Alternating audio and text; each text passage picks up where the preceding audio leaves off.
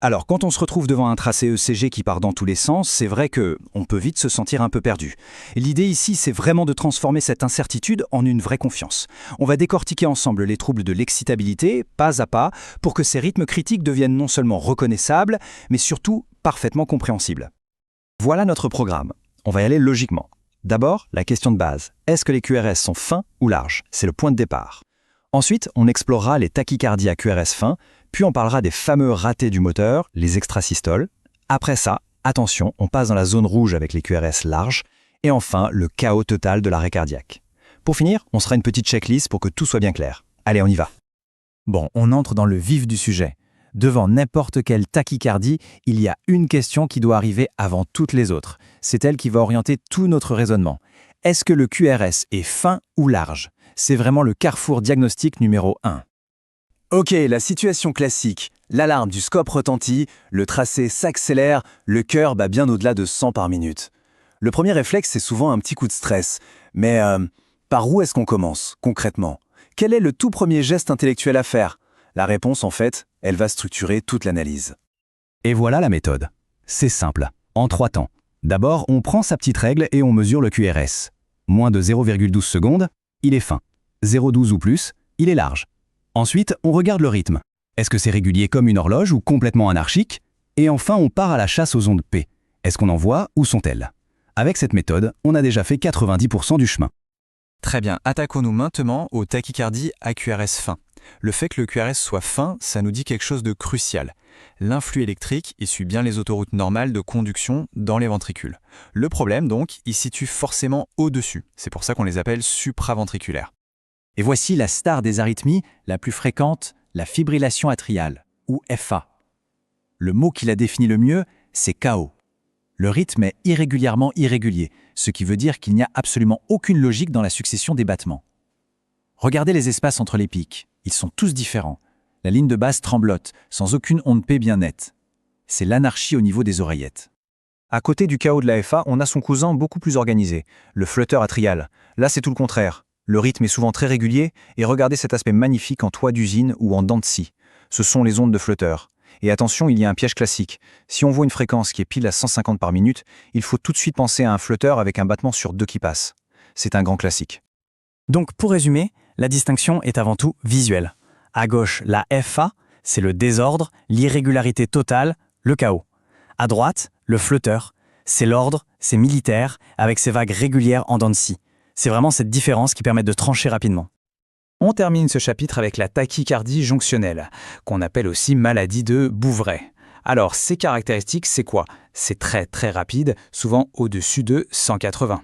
C'est parfaitement régulier, on dirait un métronome.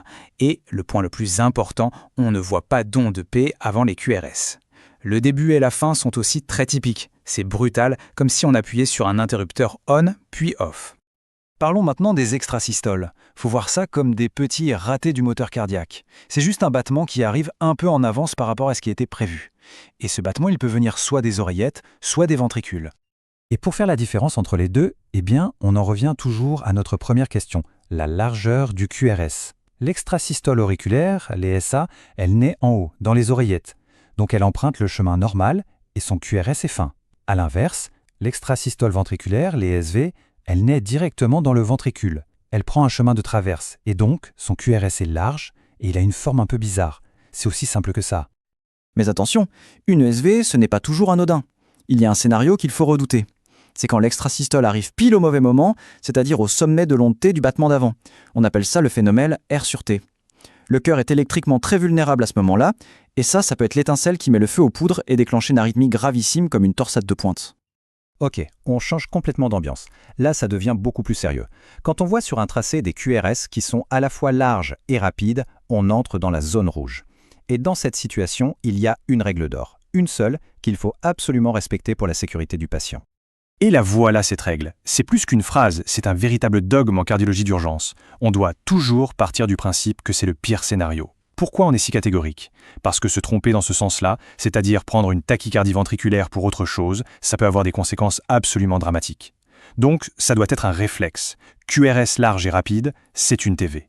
Point. Jusqu'à ce qu'on ait une preuve formelle du contraire.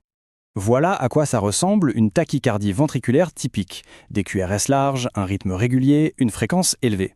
C'est l'image d'Épinal. Mais parfois on a besoin d'être sûr à 100%. Et pour ça, il existe des critères, des preuves absolues qu'on peut chercher sur le tracé. Ces 3 signes, c'est la signature formelle de la TV. La dissociation atrioventriculaire, ça veut dire que les oreillettes et les ventricules font leur vie chacun de leur côté. Les captures et les fusions, c'est la preuve qu'il y a bien une activité sinusale qui essaye de passer en même temps que le rythme ventriculaire. Si on en voit un seul de ces 3 signes, le diagnostic de TV est confirmé, il n'y a plus aucun doute. Faisons maintenant une comparaison qui est très importante en pratique. À gauche, on a ce qu'on appelle un RIVA, un rythme idioventriculaire accéléré. On le voit souvent quand on vient de déboucher une artère du cœur. C'est un signe de reperfusion. C'est une sorte de TV lente, et c'est un bon signe. À droite, la vraie TV, celle qui est rapide, instable et dangereuse. La grande différence, c'est que le RIVA, on n'y touche pas.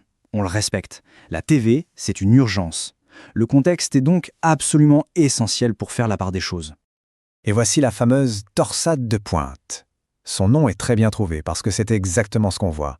Les QRS semblent littéralement se tordre autour de la ligne de base.